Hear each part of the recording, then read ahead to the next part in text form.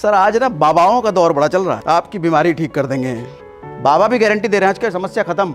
भगवान अगर चाहते तो क्या एक झटके में महाभारत नहीं खत्म कर सकते थे? भगवान राम अगर चाहते तो कुछ चुटकी भर में रावण खत्म करके सीता अपने घर में नहीं ला सकते। क्योंकि इंसान अगर बने हो तो इंसान का रोल भी तो निभाना है, और इंसान का रोल यह है कि संघर्ष लड़ना पड़ेगा अपने हालातों से। सीख नहीं पाओगे ना फिर।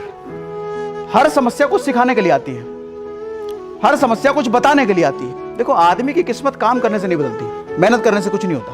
फालतू बात है ये। मेहनत में निरंतरता वो जरूरी है, लगातार होना वो जरूरी है। एक साल मत बताओ कि एक साल से काम कर रहे हैं, ये बताओ कि एक साल में कितने दिन लगातार काम किए हो। दिनों से नहीं निकलते, साल बीत जाएंगे सर, जिंदगी निकल जाएगी।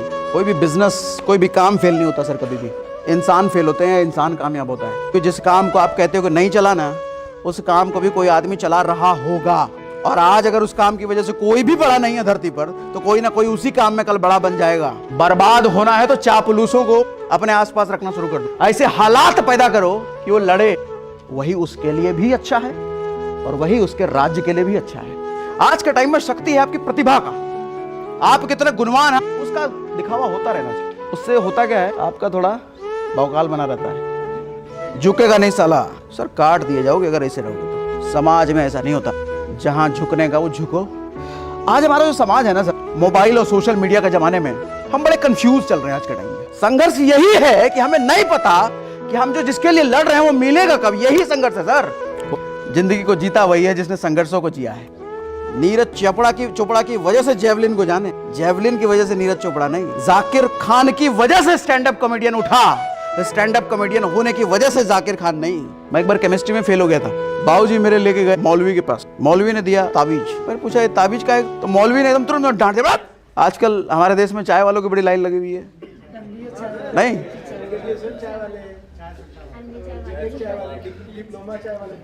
ग्रेजुएट बेवफा ऐसा भी चल रहा है क्या?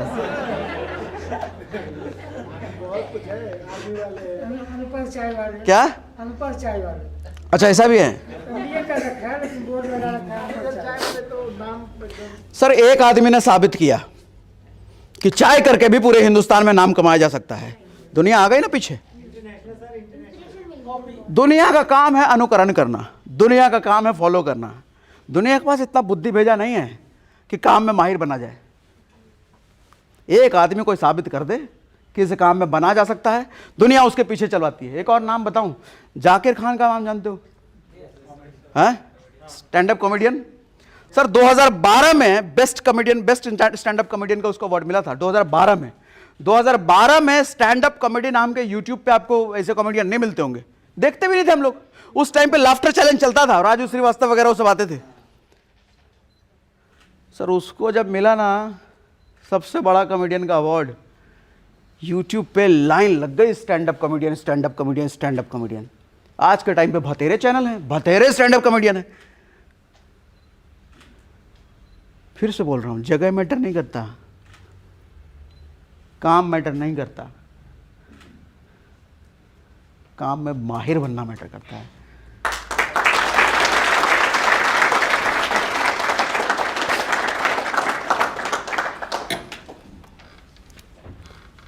अमिताभ बच्चन जब जमीन पे पाताल में गिरा था ना, वो आदमी, पाताल ही कहेंगे उसको, तो कहाँ था और कहाँ गिरा। उसको छोटे काम नहीं बड़ा बनाया। छोटा काम मतलब टीवी पर केबीसी करना। वो टाइम वो था जो बड़े बड़े स्टार्स, फिल्मों के स्टार्स टीवी पे नहीं आना चाहते थे। छोटा काम समझते थे, तुच्छ काम है, झाड़ू पोछा लगाने वाला काम है टीवी पे आना। वो टाइम में केबीसी शुरू किया, और आज हम सब जानते हैं कि केवीजी की वजह से वो बाउंस बैक कर पाया वो। और कितने एग्जाम्पल दूं, हजारों निकाल के दे दूंगा। आज के बाद नहीं बोलोगे ना, काम बदल लें, कंपनी बदल लें, ये बदल लें, वो बदल लें। हॉकी पूरे भारत में कभी पॉपुलर नहीं हुआ, क्रिकेट जितना या दूसरे खेल जितना, लेकिन ध्यानचंद को हम सब जानते हैं। जानते हैं ध्यानचंद के अलावा दूसरे कितने हॉकी प्लेयर को आप जानते हो?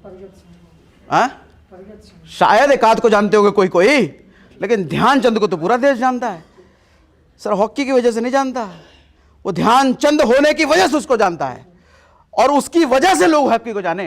हॉकी की वजह से ध्यानचंद नहीं है। नीरज चोपड़ा की वजह से जेवलिन को जाने, जेवलिन की वजह से नीरज चोपड़ा नहीं। जाकिर खान की वजह से स्टैंड अप कॉमेडियन उठा, स्टैंड अप कॉमेडियन होने की वजह से जाकिर खान नहीं। सर टीवी पे जब बाढ़ लगी बड़े बड़े स्टार्स को आने के, तो अमिताभ बच्चन की वजह से केबीसी बना, केबीसी की वजह से अमिताभ बच्चन नहीं बना।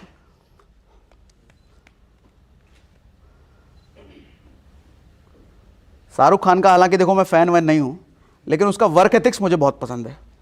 आदमी में जिस तरह की डेडिकेशन और जो रिस्क लेने की काबिलियत है ना, वो बड़ा पसंद है।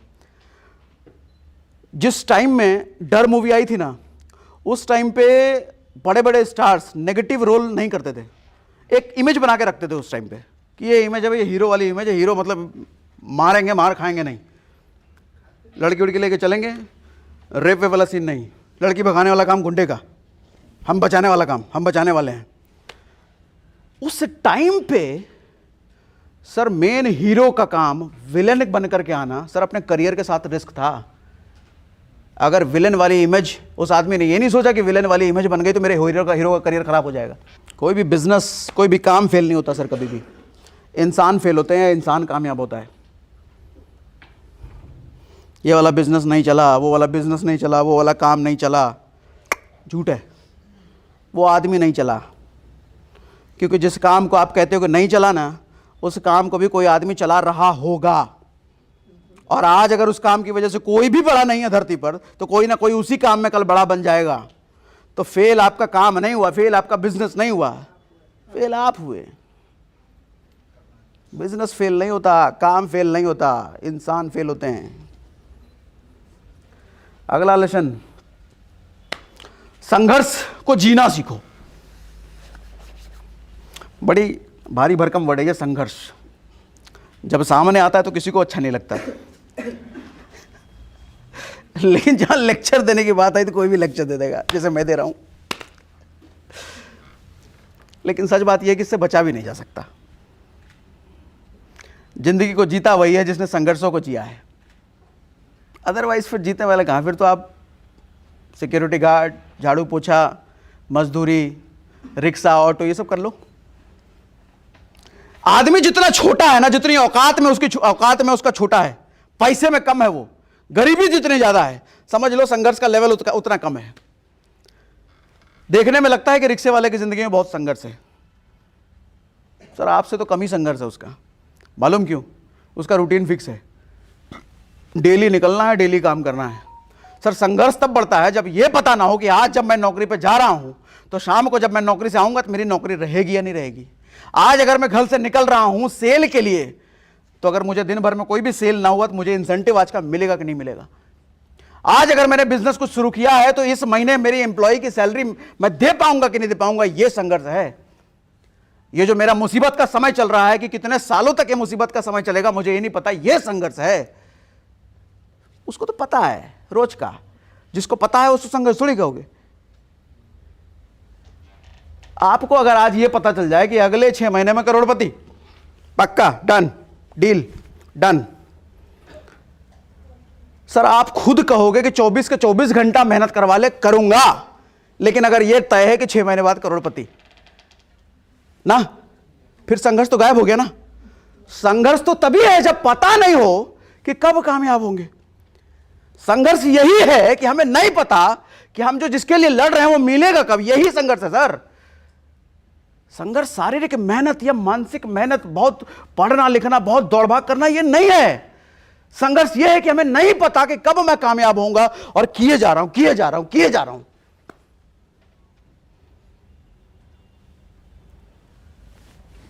मैं एक बार केमिस्ट्री में फेल हो गया था, 12th में केमिस्ट्री में फेल हो गया।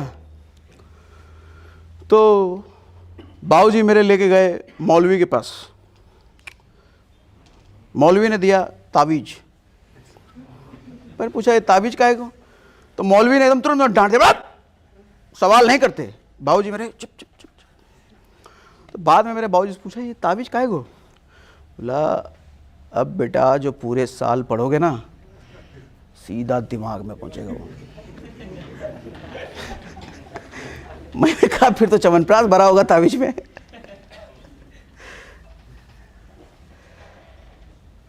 सर आज ना बाबाओं का दौर बड़ा चल रहा है, आपकी बीमारी ठीक कर देंगे, दिमाग पढ़ लेंगे, नहीं है? बहुत चल रहा है। मारो गोली जो भी हो, जो भी हो, समझना हो क्या रहा है। आदमी अपने संघर्षों को खत्म करके एक टेम्पररी सहारा ले रहा है। एक बात बताओ, भगवान कृष्ण अगर चाहते तो क्या एक झटके में महाभारत नहीं खत्म कर सकते थे? भगवान राम अगर चाहते तो कुछ चुटकी भर में रावण खत्म करके सीता अपने घर में नहीं ला सकते थे। लेकिन किया क्या बदले में? पूरा प्रोसेस, पूरे प्रोसेस के साथ। क्योंकि इंसान अगर बने हो तो इंसान का रोल भी तो निभाना है, और इंसान का रोल यह है कि संघर्ष लड़ना पड़ेगा अपने हालातों से। और आज हम उसको बाईपास करना चाहते हैं कि नहीं भाई, तावीज, मंदिर, मस्जिद, मौलाना और बाबा समस्या ठीक कर दो। बाबा भी गारंटी दे रहे हैं आज की समस्या खत्म। सीख नहीं पाओगे ना फिर। हर समस्या कुछ सिखाने के लिए आती है, हर समस्या कुछ बताने के लिए आती है। आज अगर बाहर निकलते ही गड्ढे पे गिर गए तो सर इसका मतलब समझने की कोशिश करो कि आपको समय यह बताना चाह रहा है कि इस रास्ते पर कल को परिवार को लेकर के आओगे ना तो जरा संभल के चलना, इस रास्ते पर गड्ढा है। आज आप अकेले गिरे हो, कल आपका पूरा परिवार गिर जाएगा। इसकी वजह से आज ही गिर जाओ, अकेले तो कम से कम गिर रहे हो। सर बच्चा अगर 5वीं क्लास में फेल हो जाता है ना तो ये बताने की कोशिश की जा रही है कि अभी कमजोर है। कमजोर बच्चे को अगर पास करा दिया ना तो सर वो पता नहीं कितनों का भविष्य खराब करेगा। वो एक कमजोर आदमी अगर आईपीएस आईएएस बन गया तो सर पूरा जिले को खराब कर देगा। वो नहीं मानते? एक कमजोर, एक मनोबल जिसका टूटा हुआ है, मानसिक रूप से जो विकलांग है, सर वो राजा बन गया ना पूरे राज्य को खराब करेगा वो। तो सही क्या है? उसको रोक, उसको गिरा, उसको तपस्या का समय दे, ऐसे हालात पैदा करो कि वो लड़े। वही उसके लिए भी अच्छा है और वही उसके राज्य के लिए भी अच्छा है।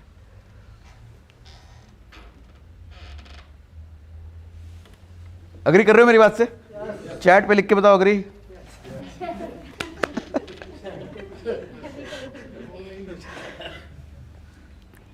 एक राजा था, ऐसे एक किसी परमात्मा के पास गया वो। बाबा जी, तो राजा बेसिकली बड़ा तकलीफों से गुजर रहा था। बोले एक के बाद एक राज्य हमारा जाता चला जा रहा है, दुश्मन हावी होता चला जा रहा है, सेना की संख्या भी कम होती चली जा रही है, लोग मरते जा रहे हैं हमारे राज्य में, टैक्स कम आ रहा है, पूरा राज्य गरीब होता जा रहा है। इतनी सारी समस्याओं को लेकर के एक महात्मा के पास पहुंचा। महात्मा ने उसको 2 छोटे छोटे बक्से दिए, मुट्ठी भर का छोटा छोटा बक्सा दिया उसको। बोला कि एक बक्सा तब खोलना जब अभी तेरे पास जितनी मुसीबत है उससे कहीं ज्यादा मुसीबत आ जाए, जब तेरे सहने लायक ना हो जाए तब एक बक्से को खोल देना, समाधान उसी में। बोले दूसरा बक्सा जब तू समस्याओं से निकल जाएगा, जब तेरे लाइफ में सब ठीक हो जाएगा तब दूसरा बक्सा खोल लेना। बोले ठीक। समस्याएं बढ़ती चली गई। एक दिन पहले वाले बक्से को खोला, बक्से में से एक पर्ची निकला। पर्ची में लिखा हुआ था ये वक्त है, गुजर जाएगा, बस तू मेहनत करते रहना। राजा को लाइन पढ़ के थोड़ा अच्छा लगा, मोटिवेटेड फील हुआ। लिखा था मेहनत करते रहना, मेहनत करने लग गया, मेहनत करने लग गया। थोड़ा कुछ टाइम बाद सब ठीक हो गया। सब ठीक हो गया तो दूसरा पर्ची उसने निकाला। दूसरे पर्चे में मालूम क्या लिखा था? ये वक्त है, ये भी गुजर जाएगा, बस तू मेहनत करते रहना।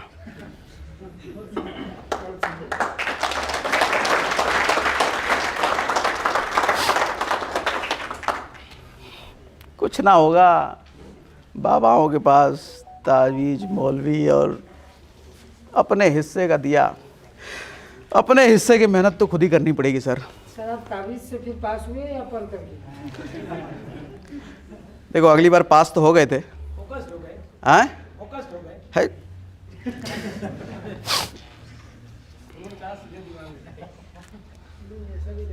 देखो शक्ति हासिल करने का एक ही तरीका है, संघर्षों के सीने पर बैठ करके ना लड़ना पड़ेगा उससे। उसके बिना कुछ नहीं हो सकता, कुछ भी कर लो। सर इतिहास उठा के देख लो ना, चाहे हमारी पौराणिक कथाएं उठा के देख लो, चाहे सिकंदर देख लो, चाणक्य देख लो, चाहे अकबर देख लो, चाहे महाराणा प्रताप देख लो, किसी को भी देख लो ना, किसको कहीं कुछ मांगने से मिला है?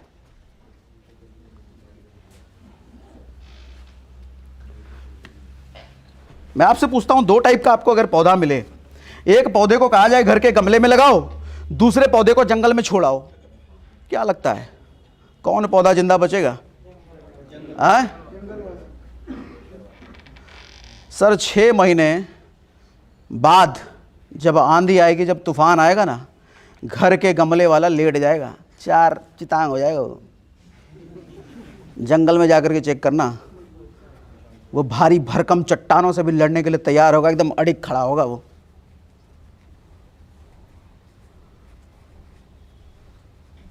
कौन सी चीज?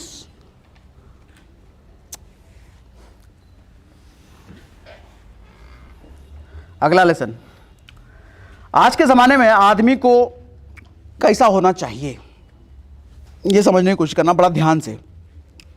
आज हमारा जो समाज है ना सर, मोबाइल और सोशल मीडिया के ज़माने में हम बड़े कंफ्यूज चल रहे हैं आज के टाइम पे। और स्पेशली ये KGF और पुष्पा जैसी फिल्में जब आती है तो हम और कंफ्यूज हो जाते हैं। मालूम कैसे? इनमें क्या दिखाया जाता है? हीरो कभी झुकता नहीं, झुकने का नहीं, झुकेगा नहीं साला। और KGF क्या, अकेला ही वो बड़ा बड़ा बंदूक लेकर के, बंदूकें मिलती कहाँ पता नहीं, वो कुछ बचता ही नहीं उससे, और लास्ट में सिगरेट भी जला लेता है हीरो से।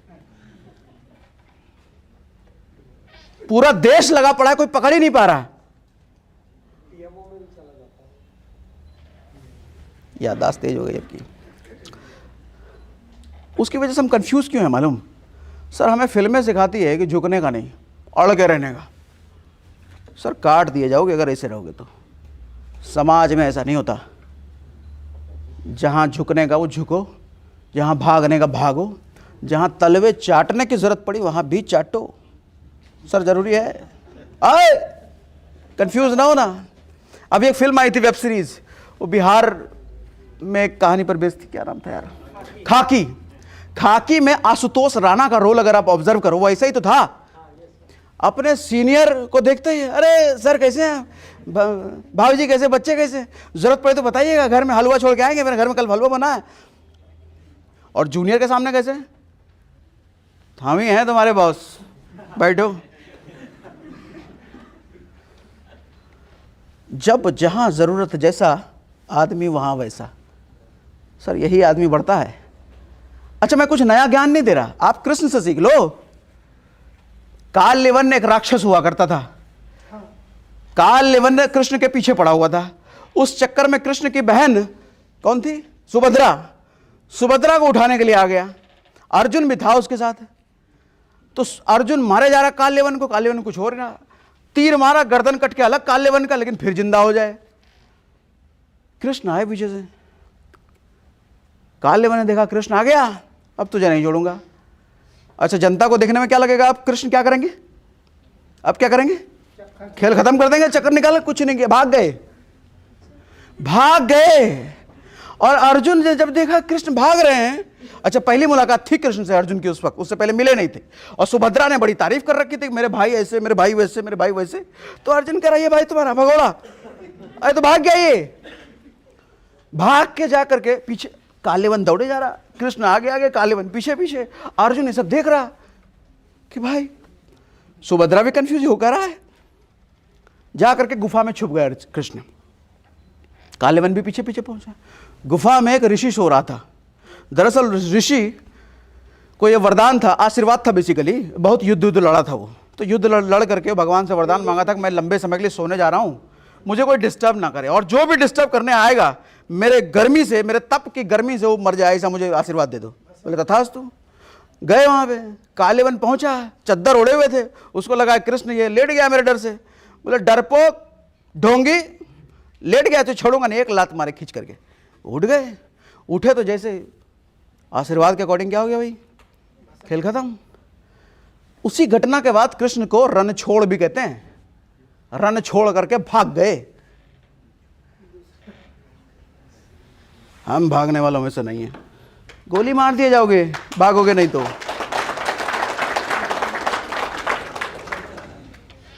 झुकना सीखो, और ताकत तो सच बताऊं झुकने में ही लगता है। अड़े रहने में कोई ताकत नहीं है। किसी को गाली देने में ताकत चाहिए क्या? दे दो, रिक्शा वाला भी गाली दे देगा, ऑटो वाला भी गाली दे देगा, लेकिन सुनने की शक्ति सब में नहीं होती है। सुनने की शक्ति जिसमें है तो वो तो खिलाड़ी आदमी है। भागने में बुराई नहीं है, झुकने में बुराई नहीं है, तलवे चाटने में भी बुराई नहीं है, लेकिन सामने वाला ऐसा हो कि तलवे चाटने से मेरा काम बन जाए तो चाटो। जान बची तो लाखों पाए। मेरी बात समझ में आ रही है? एग्री कर रहे हो? नहीं, ऐसा नहीं है कि जो हर जगह लात जूता खाते रहो फिर लतखोर कहला जाओगे ना, ऐसा भी नहीं। जहाँ ज़रूरत है वहाँ, हर जगह नहीं, हर किसी की नहीं सुननी। सहन शक्ति की एक सीमा होती है। अच्छा देखो, शक्ति वर्ड सहने के साथ लगता है। भगवान कृष्ण में भी सहन शक्ति थी। पता होगा ना वो घटना, 100 गाली के बाद गर्दन उड़ा दिए थे शिशुपाल का। आपने कभी सोचा है कि शिशुपाल हमेशा गरियाता क्यों रहता था भगवान कृष्ण को? क्यों हमेशा अपमान करता रहता था भगवान श्री कृष्ण के? कहानी बताता हूं, सुनो, बहुत कुछ सीखने को मिलेगा। सुनाऊं? पक्का? इतने आवाज में? दरअसल भगवान विष्णु के द्वारपाल हुआ करते थे जय विजय। तो एक ऋषि मुनि आया भगवान विष्णु से मिलने के लिए, तो उन्हें रोक दिया। तो ऋषि मुनि ने गुस्से में श्राप दे दिया कि जा, जिसके द्वारपाल होने पे तू इतना आकड़ रहा है ना, उसी से तू जन्म जन्मांतर तक दुश्मनी तेरा रहेगा, तू उसी को हमेशा गरियाता रहेगा। तो वही पहले जन्म में बने, पहले जन्म में क्या बने थे? हिरण्याक्ष और हिरण्यकश्यपु, विष्णु के घनघोर दुश्मन। और विष्णु उनको मारने के लिए कौन सा रूप लेकर के आए थे?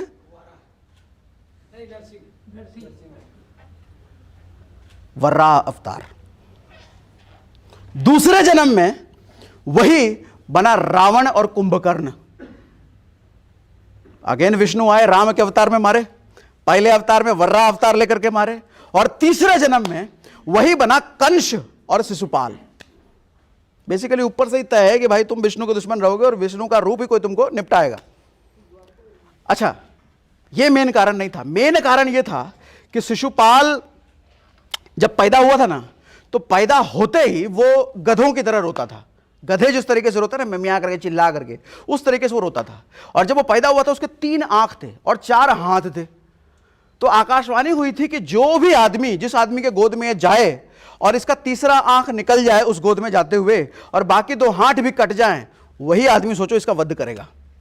तो उसके माँ बाप भी घबरा गए, भैया अब आप अपने पे मत लो, किसी थर्ड पार्टी का ले लो। अगर कोई थर्ड पार्टी के बच्चे को कोई कहे कि भैया ये आदमी मारने वाला है, ऐसा लक्षण है, तो माँ बाप पहले ढूंढने में ना लग जाएंगे, कौन है भाई, पहले उसी का खेल खत्म करें, कौन मारेगा हमारे बच्चे को। तो हुआ क्या, देश विदेश से राजाओं को बुलाया गया। अब राजा का बेटा है शिशुपाल, तो अजम्पशन क्या है, कोई राजा ही मारेगा ना। बुलाया गया, सबके गोद में बिठाया गया, किसी गोद में कुछ नहीं हो रहा। तो लास्ट में कृष्ण ने भी अपने गोद में ले लिया, और कृष्ण ने जैसे गोद में लिया, भाई तीसरा आंख गायब हो गया, बाकी के 2 हाथ कट करके अलग हो गए। अच्छा, शिशुपाल की जो मां थी वो कृष्ण की बुआ थी, तो शिशुपाल भी एक तरह से भाई ही था। तो फिर वो देख कर घबरा गई, तो भाई है, भाई कैसे मारेगा। तो कृष्ण की, शिशुपाल की मां ने वचन ले लिया कि तुम इसको मारोगे नहीं, मुझे वरदान वचन दो। तो कृष्ण बोले ये वचन तो नहीं दूंगा, लेकिन ये वचन दे देता हूं कि इसका 100 अपराध तक मैं माफ करूंगा, उसके बाद नहीं करूंगा। बोले ठीक है चलेगा, 100 अपराध तो ही नहीं करेगा। और जैसे वो बड़ा हुआ शिशुपाल, बेसिकली उसका एक दोस्त था रुक्म, और रुक्म की बहन थी रुक्मणी। और रुक्म अपनी बहन की शादी शिशुपाल से कराना चाहता था, लेकिन रुक्मणी के माई बाप कृष्ण से करवाना चाहते थे। अब हुआ क्या कि रुक्मणी ने लेटर लिख दिया कृष्ण को, भगवान कृष्ण को, तो भगवान कृष्ण ने भगा लिया रुक्मणी को। अब देखो, कहते हैं कि लड़की को भगाना पाप है, भगाए हुए हैं।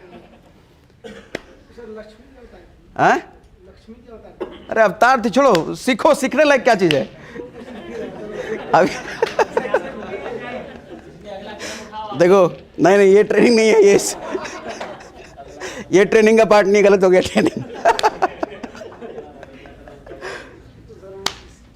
तो अब शिशुपाल से शादी होने वाली थी, अब उसकी मेहरारू को कोई और लेकर के भाग जाए तो भैया कैसा लगेगा? दुश्मनी पाल लिया उसने। और प्लस उसका दोस्त था जरासंध, शिशुपाल का। जरासंध को मरवा दिया था इसने भीम से, भगवान श्री कृष्ण ने भीम से मरवा दिया था जरासंध। दुश्मनी और बढ़ गई, जिंदगी भर अपमान करता रहा, एकदम कलेश आ गया कृष्ण के लिए शिशुपाल के मन में। अब देखो घटना क्या होती है। घटना यह हुई कि युधिष्ठिर को राजसूय यज्ञ, नया नया जो इंद्रप्रस्थ जब उनको मिला था, इंद्रप्रस्थ बनवाए थे इंद्र से, सॉरी विश्वकर्मा से, तो युधिष्ठिर को सर्वश्रेष्ठ राजा घोषित करना था, उसके लिए राजसूय यज्ञ हो रहा था। और उस यज्ञ में सबको इनवाइट किया गया था, सारे राजाओं को इनवाइट किया गया था, भीष्म को इनवाइट किया गया था, ऋषि मुनि सबको इनवाइट करा गया था, और वहां पर शिशुपाल भी था। तो प्रथा के अकॉर्डिंग ये था कि युधिष्ठिर ने बोला कि अब इसमें तो हमें एक चाहिए, हमें देवता की एक पूजा करनी है, तो कौन से देवता की पूजा करी जाए? तो सहदेव जो सबसे छोटा भाई था वो कहते हैं कि भाई देवता की पूजा करनी, हमारे बीच तो देवता बैठे हुए हैं, कृष्ण विष्णु के अवतार हैं ये, तो इन्हीं की पूजा क्यों ना करी जाए? तो सब लोग सहमत हो गए। भीष्म ने भी बोला, पितामह भीष्म ने बोला हाँ भाई बढ़िया बढ़िया है। युधिष्ठिर भी अग्री हो गए। अब जैसे पूरा सबको अग्री हो गए, शिशुपाल खड़ा हो गया कि भैया बोल तुम लोगों की मति फिर गई है, इस ग्वाले की पूजा करोगे? जरासंध के डर से ये मथुरा छोड़ करके द्वारका भाग आया, ये इस भगौड़े की करोगे पूजा? दिया जा रहा है एक पे एक पे एक पे एक पे एक पे दिया जा रहा। 100 पूरा होते ही भगवान का निकल गया।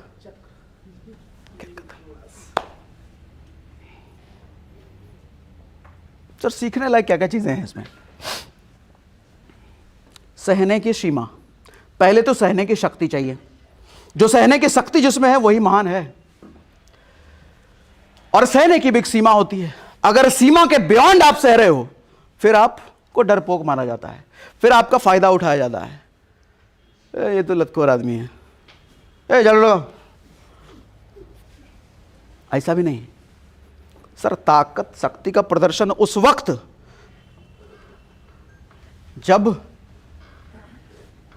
सीमा आ जाए, उसके पहले नहीं। और वैसे आज कलयुग है, एक बात बताऊं, शक्ति का प्रदर्शन करते रहना चाहिए। आज के टाइम में शक्ति क्या चीज होती है? बाहुबल की शक्ति नहीं।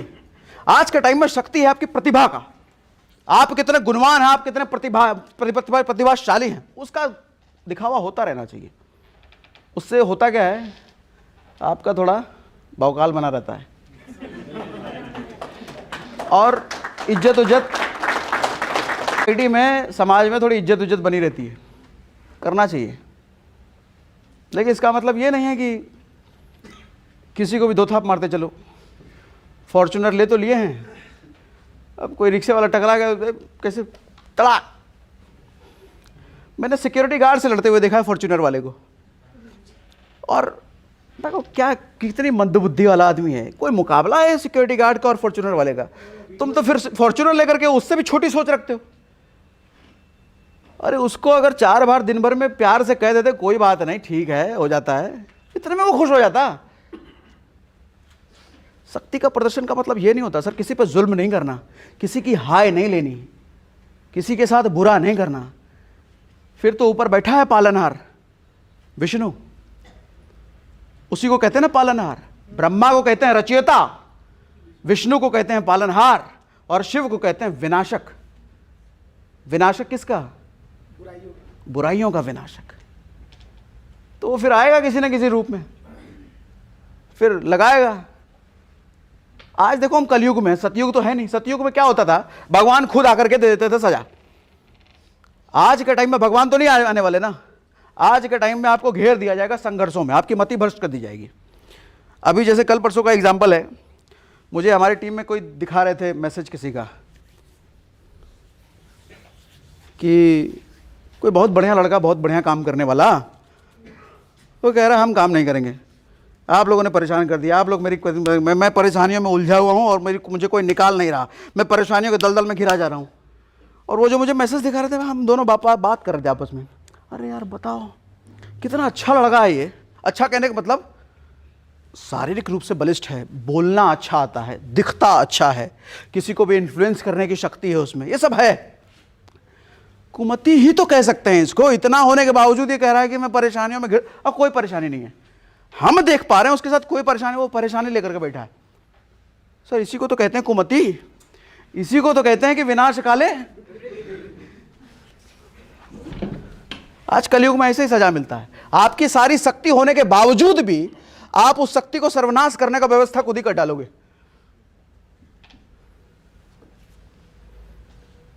अगला लेसन सुनो, बर्बाद होना है तो चापलूसों को अपने आसपास रखना शुरू कर दो।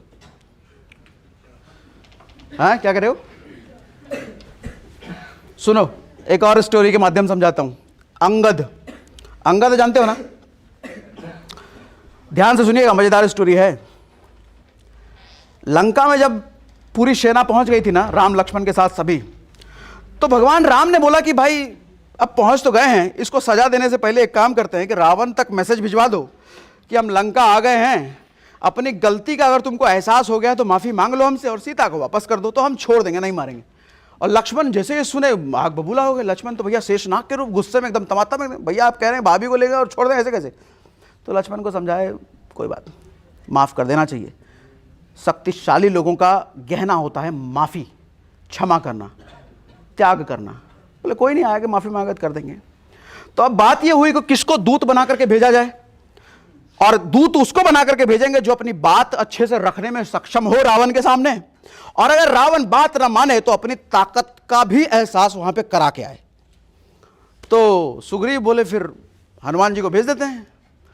तो राम बोले नहीं, हनुमान जी तो एक बार जा चुके हैं, वहां लंकाओं का जला चुके हैं, अब अगर हम बार बार हनुमान जी को भेजेंगे तो उसको लगेगा कि यही एक बलिष्ठ आदमी है, दूसरा कोई है नहीं इसकी सेना में, कोई और चाहिए। तो फिर बोला एक आदमी है अंगद।